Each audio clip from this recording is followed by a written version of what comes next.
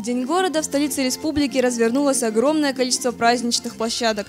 Масштабные народные гуляния прошли и в парке имени Хитагурова. Юбилей города отмечали все, от мала до велика. Каждый хотел стать частью большого праздника. Всем было на что посмотреть и чем заняться.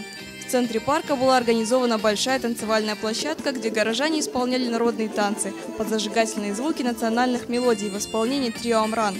Маленьких владикавказцев развлекали герои известных мультфильмов. Малыши с радостью бежали обнимать любимых персонажей.